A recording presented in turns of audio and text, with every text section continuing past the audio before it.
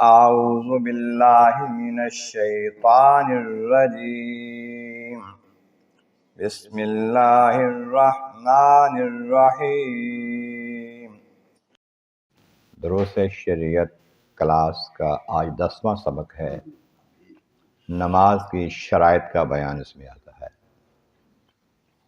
نماز دین کا ستون ہے، نہایت اہم رکن ہے، ہر مسلمان مرد عورت عاقل بالغ پر فرض عین ہے۔ اس کی فرضیت کا انکار کرنا یا مذاق اڑانا یا اسے حقیر جاننا کفر ہے۔ اس کے بغیر عذر شرعی کے وقت پر ادا نہ کرنا سخت گناہ ہے اور قابل سزا ہے۔ اس کے ضروری مسائل کو جاننا ہر مسلمان کے لیے لازم ہے تاکہ درست طریقہ پر نماز ادا کر سکے۔ نماز شروع کرنے سے پہلے کچھ چیزیں ایسی ہیں جن کے بغیر نماز شروع نہیں ہوتی، وہ نماز کی شرطیں کہلاتی ہیں۔ بغیر عذر کے مجبوری کے وہ شرطیں پوری نہ کریں نماز نہیں ہوتی۔ تو نماز کی 6 شرطیں ہیں۔ کتنی شرطیں ہیں؟ 6۔ کتنی شرطیں ہیں؟ 6۔ سب سے پہلی شرط طہارت ہے۔ ترتیب وار ان شرطوں کا ذکر کریں گے۔ پہلی شرط کیا ہے؟ طہارت۔ طہارت کا معنی پاکیزگی۔ پہلے بتایا گیا ہے کہ طہارت میں جسم کا پاک ہونا بھی آتا ہے، وضو غسل بھی کیا ہوا ہو، کپڑے بھی پاک ہو، نماز کی جگہ بھی پاک ہو۔ پہلی شرط کیا ہے؟ ڈر لگتا ہے آپ کو میں مسجد میں بیٹھ کے اللہ کے گھر میں اللہ کے دین کی بات کرتے ہوئے۔ پہلی شرط کیا ہے؟ طہارت، پاکیزگی، صفائی۔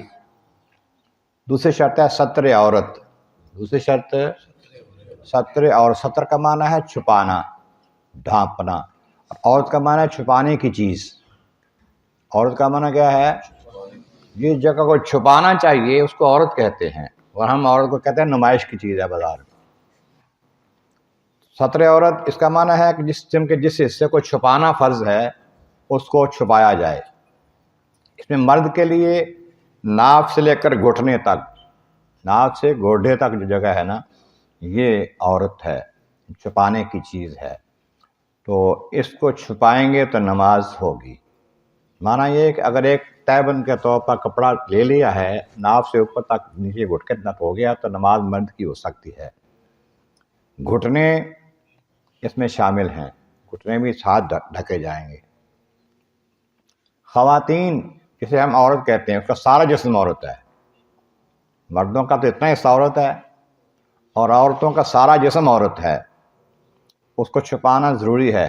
صرف اللہ تعالیٰ اس کے محبوب کے حکم کے مطابق اجازت ہے کہ چہرہ کھلا رہے، اتنا، یہ نہیں، سینہ نہیں کھلا ہوگا عورت کا، صرف چہرہ کھلا ہوگا، ہاتھ گھٹوں تک، صرف یہاں تک نہیں، یہاں تک، اور ننگا ہوگا بازو تو عورت کی نماز نہیں ہوگی، مرد کی ہو جائے گی۔ اس طرح پاؤں صرف گھٹوں تک جہاں ٹھکنے ہیں یہاں تک ننگے ہوں گے، اوپر پنڈلی ننگی نہیں ہوگی تو نماز نہیں ہوگی۔ سر پر کپڑا عورت کے نہیں ہوگا تو نماز نہیں ہوگی، اس کی مرد کی ہو جائے گی۔ تو عورت کے سر پر کپڑا اور باقی جسم کے کپڑے سارے اس طرح ہوں کہ جسم چھپا ہوا معلوم ہو، پتہ ہو کہ چھپا ہوا ہے۔ ایسا نہ ہو کہ ٹائٹ کپڑا پہنے ہوئے سارے جوڑ نظر آ رہے ہیں، ایسا نہ ہو کہ باریک کپڑا جسم کا رنگ نظر آ رہا ہے، باریک دوپٹہ ہے بال نظر آ رہے ہیں، نماز نہیں ہوگی اس سے۔ اس واسطے اس چیز کا احتیاط ہو، خود بھی جانیں اور عورتوں کو بھی گھر والے بھی بتائیں، اس بات کا خیال رکھیں اور پابندی کرائیں کہ نماز پڑھنی ہے تو پھر صحیح طرح پڑھو کہ قبول ہو جائے، ادا ہو جائے۔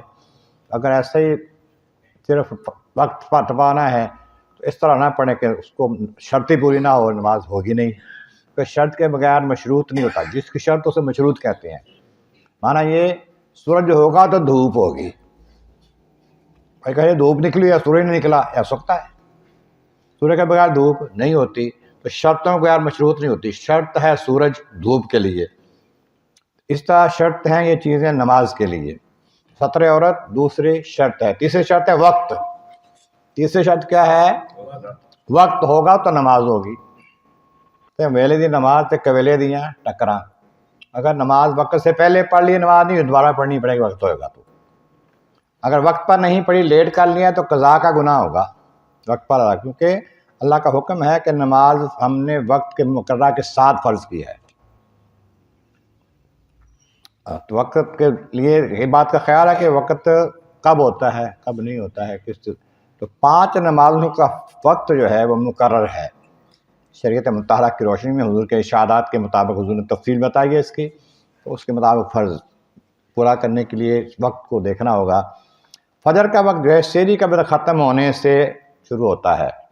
جب سحری کا وقت ختم ہوتا ہے فجر کی نماز کا وقت شروع ہو جاتا ہے، اور یہ طلوع آفتاب تک ہوتا ہے، سورج نکلنے کے شروع ہونے تک ہوتا ہے. اب سورج نکلنا شروع ہو جائے پھر یہ وقت فجر کا ختم ہو جاتا ہے.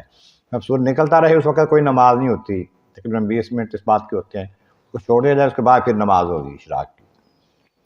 ظہر کا وقت سورج ڈھلنے پہ زوال ہوتا ہے، جب سورج ڈھلنا شروع ہو جاتا ہے، جہاں ڈھلتا ہے سورج اوپر سے نیچے کو آنا شروع ہو جاتا ہے، پھر اس کا جو ہے وقت شروع ہوتا ہے ظہر کا. اور ہر چیز کا سایہ اس کے اصل سایہ سے 2 گنا ہونے تک ہوتا ہے. ایک سیدھی چیز ہے، دھوپ سورج آگے گیا اس کا سایہ آگے پھیلنا شروع ہے. یہ چیز ہے 2 فٹ کی، 2 فٹ کے بعد 1 مثل 2 فٹ کے بعد 4 فٹ ہو گیا، 2 گنا ہو گیا. اس وقت تک ظہر کا ٹائم رہتا ہے جب تک کہ سایہ 2 گنا ہو جائے، ما سوائے اصلی سایہ کے. سایہ اصلی کہتے ہیں جب سورج بالکل اوپر آیا نا، تھوڑا سا آگے پیچھے ہوتا ہے، اس کا سایہ کچھ موجود ہوتا ہے. اب 2 فٹ چیز ہے، 6 انچ اس کا سایہ موجود ہے، اب اس کا سایہ 2 گنا ہوگا 6 انچ کے ساتھ 4 فٹ اور کرنے سے، پھر یہ اس کا پورا ہوگا 2 گنا سایہ اصل سایہ کے بغیر. تو یہ سایہ اصلی کے علاوہ 2 گنا ہو جائے تو پھر اس کا ٹائم ظہر کا ختم ہو جائے گا، عصر کا شروع ہو جائے گا. بعض فقہاء نے یہ بھی کہا کہ 1 مثل تک ہو جائے تو سایہ جو ظہر عصر کا ٹائم شروع ہو جاتا ہے، لیکن ہمارے فقہاء احناف کے نزدیک، امام اعظم کے نزدیک یہ ہے کہ 2 گنا سایہ ہو جائے تو پھر ظہر کا وقت ختم ہوگا اور عصر کا شروع ہوگا. جب ظہر کا وقت ختم ہوتا ہے تو عصر کا شروع ہو جاتا ہے. درمیان میں وقفہ نہیں ہوتا، ظہر کے عصر کے وقت کے درمیان گھنٹہ لگے گا، آدھا گھنٹہ، 10 منٹ، 5 منٹ نہیں. جو ہی ظہر کا وقت ختم ہوا عصر کا شروع ہو گیا. اب عصر کا جب شروع ہو گیا تو یہ غروب آفتاب سے پہلے تک ہے. جب غروب ہونا شروع ہوتا ہے نا اس وقت تک یہ وقت موجود ہے. غروب ہونا شروع ہو جائے تو پھر نماز نہ پڑھی جائے. ہاں، ایک بندہ ہے جو صاحب ترتیب ہے. صاحب ترتیب اس طرح کہتے ہیں جس کی کوئی نماز زندگی قضا نہیں ہے. اس کے لیے اجازت ہے کہ سورج غروب ہونا شروع ہو جائے پھر بھی جلدی سے پڑھ لے عصر کی نماز، ترتیب نہ ٹوٹ جائے اس کی. تب صاحب ترتیب کے لیے حکم یہ ہے کہ وہ پہلی نماز جو اس کی رات پوری نہیں پوری ہے نا، اب جو وقت کی نماز ہے یہ پڑھے گا تو اگلی نماز ہوگی اس کی، یہ نہیں پڑھے گا اگلی نہیں ہوگی اس کی نماز. اس کے بعد ہے مغرب کا وقت.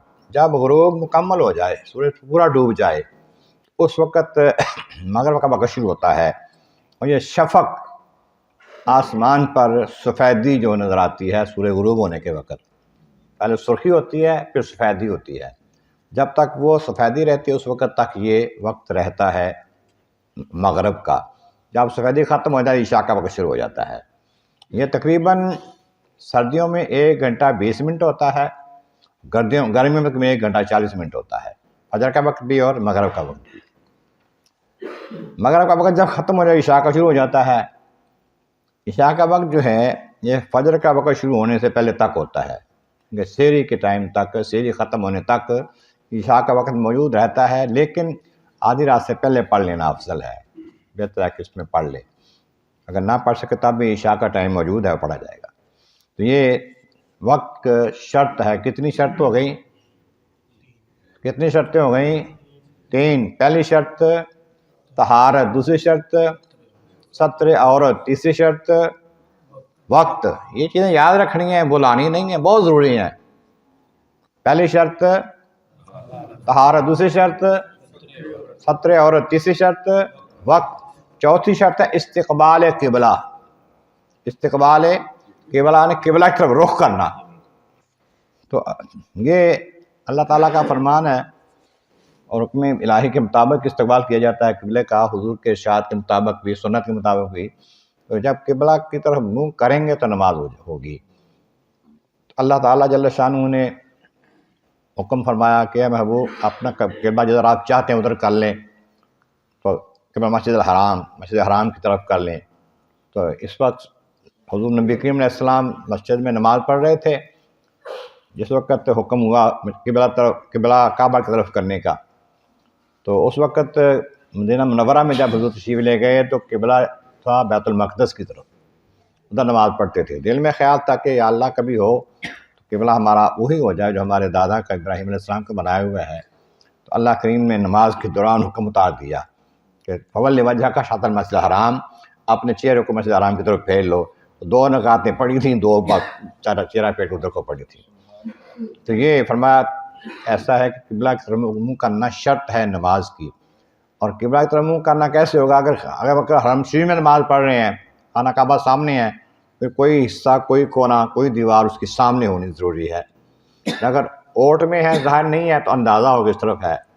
اور دوسرے ملک میں ہے تو مکہ کی طرف منہ کرنا ہی قبلہ ہوگا، اور نیت یہ ہوگی ہم قبلہ خانہ کعبہ کی طرف منہ کر کے کھڑے ہیں، تو یہ ہو جائے گا۔ اگر غلطی سے کوئی احتمال ہے تھوڑا بہت کم بیشی تو معاف ہے اس میں۔ اور اگر کہیں سفر پر ہیں اور سفر کا معاملہ ایسا ہے، اندھیرا ہو گیا، سورج کا بھی نہیں پتہ چلتا، چاند کا، ستاروں کا بھی نہیں پتہ، راستے میں ٹائم ہو گیا اور کوئی بتانے والا بھی نہیں ہے، اندازہ لگائے کہ میں کدھر کو نماز پڑھوں، کدھر سے میں آیا تھا وہاں کدھر کو منہ کرتا تھا، اب یہاں ہوں تو کس طرح منہ کروں گا۔ تو اگر اندازہ لگا کے نماز شروع کرے گا، اس کو تحری کہتے ہیں اندازہ لگانے کو، پھر جدھر منہ کر لے گا نماز ہو جائے گی۔ اس کے بعد ہمایا کہ فَإِنَّمَا تُوَلُّوا فَثَمَّ وَجْهُ اللَّهِ، جدھر بھی تم رخ کرو گے اللہ تعالیٰ کو ادھر ہی پاؤ گے، اللہ تعالیٰ وہاں موجود، ہر طرف موجود ہے۔ تو اس طرح جب مجبوری ہو تو تحری کرے، اندازہ لگائے، پھر نماز شروع کرے۔ اگر آدھی نماز پڑھی تھی، کوئی نشانی مل گئی کہ ادھر نہیں قبلہ ادھر ہے، یا کسی نے کوئی آنے والا آیا گزرا، اس نے دیکھا نماز غلط رخ میں پڑھ رہا ہے، ادھر کو نماز پڑھنی تھی، وہ کندھے کو پکڑ کے پھیر دے اس کو، باقی نماز ادھر پڑھ لے وہ بھی ٹھیک ہے، آدھی ادھر پڑھی پھر بھی ٹھیک ہے۔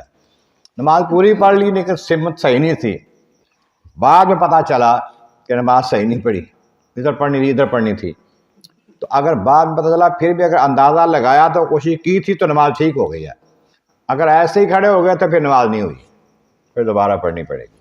یہ قبلہ کی طرف رخ کے بارے میں یہ مسئلہ ہے۔ چوتھی شرط ہے استقبال قبلہ۔ چوتھی شرط کیا ہے؟ استقبال قبلہ۔ پانچویں شرط ہے نیت۔ نیت کے بغیر نماز نہیں ہوتی۔ انما الاعمال بالنیات، اس کا فرمان ہے کہ اعمال کا دار و مدار نیتوں پر ہے۔ تو نیت کسے کہتے ہیں؟ دل کے ارادے کو۔ نیت لفظوں کا نام نہیں ہے، نیت دل کے ارادے کا نام ہے۔ اللہ تعالیٰ کے ساتھ جب معاملہ ہو تو نیت دل کی دیکھی جائے گی، کیونکہ وہ دلوں کے حالات سے آگاہ ہے، دلوں کے ارادوں سے آگاہ ہے۔ تو اب نیت ہے، فجر کی نماز پڑھنے گھر سے آئے ہیں، 2 رکعت پڑھنی ہے فرض کی، اور نیت کرنے لگا بندہ کھڑا ہو کہتا ہے 4 رکعت نماز ظہر، تو 4 ظہر نہیں ہوئیں، یہی ہوگی جس کے لیے گھر سے نیت کر کے آیا ہے۔ لیکن اگر کسی کے ساتھ معاملہ ہو تو پھر جو زبان سے کہے گا اس پر عمل ہوگا۔ یہ ہے کہ کوئی کہے جی میں نے طلاق دی، میں نیت نہیں کی تھی، دل سے نہیں کہا تھا، وہ ہاں نیت نہیں دیکھی جائے گی۔ سودا کیا، میں نے یہ سودا خریدا، میں نے یہ سودا کر لیا، میں نے نیت نہیں کی تھی، دل سے نہیں کہا تھا، تو دل نہیں دیکھا جائے گا۔ جب معاملہ لوگوں کا ہے آپس میں، پھر زبان کو دیکھا جائے گا، تحریر کو دیکھا جائے گا، اللہ سے معاملہ دل کو دیکھا جائے گا۔ اس طرح سے انما الاعمال بالنیات، تو یہ نیت کرنی بھی نماز کے لیے شرط ہے، نماز نیت کے بغیر نہیں ہوگی۔ اگر نیت کے الفاظ کہہ لیں تو افضل ہے، دل سے بھی نیت ہو جاتی ہے، افضال بھی لفظ بھی وہی کہیں جو دل میں ہے، تو پھر یہ ہوگا اقرار باللسان تصدیق بالقلب، زبان سے بھی اقرار ہے، دل سے بھی تصدیق ہے۔ اور چھٹی شرط ہے تکبیر تحریمہ۔ چھویں شرط بڑا ڈر ڈر کے بولتے ہیں، کہتے ہیں کوئی سن نہ لگے کوئی۔ چھٹی شرط کیا ہے؟ تکبیر تحریمہ۔ تو یہ ہے تکبیر جب نماز شروع کرنی ہے اس وقت تکبیر کہنا، تکبیر اولیٰ بھی اسے کہتے ہیں، اس کی بڑی فضیلت ہے۔ فرماتا ہے کہ اگر بندے کو پتہ ہو نا کہ پہلی تکبیر میں اور پہلی سال میں شامل ہونے کا کتنا اجر ہے، تو لوگوں کو جگہ نہ ملے، لوگ قرآن اندازی کریں کہ میری باری آئے اس میں، تو میں پہلی تکبیر میں شامل ہوں۔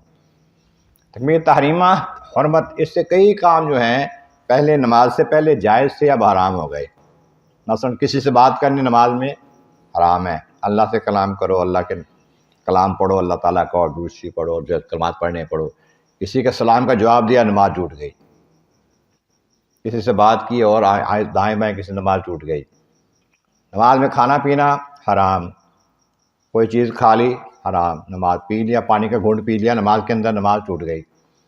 اس طرح کچھ چیزیں حرام ہو جاتی ہیں تکبیر تحریمہ سے، یہ تکبیر والا بھی کہتے ہیں۔ اگر نماز جماعت کے ساتھ ادا کر رہے ہوں، اس بات کا خیال رکھا جائے جب امام اللہ اکبر کہے اور اس کے بعد مقتدی کہے اللہ اکبر، ورنہ اگر پہلے ہی مقتدی نے کہہ لیا تو نماز اس کی نہیں ہوگی۔ دوسرے یہ کہ جب تکبیر تحریمہ کہیں تو ہاتھوں کو کندھوں کے اوپر کانوں کے قریب اس طرح رکھیں، عورتیں یہاں تک رکھیں، مرد یہاں رکھیں، قبلہ کی طرف ہتھیلیاں ہوں، آسمان کی طرف انگلیاں ہوں اور انگوٹھے کانوں کے قریب ہوں، کہ اللہ اکبر کہتے ہوئے شروع کریں گے۔ اور یہی تکبیر تحریمہ جو ہے آگے فرضوں میں بھی آئے گی، تفصیل اس کی بیان کی جائے گی۔ اللہ تعالیٰ کے بارگاہ میں والا محبوب کا صدقہ ہمیں اعمال صالح اور مسائل شریعت سمجھ کا عمل کرنے کی توفیق عطا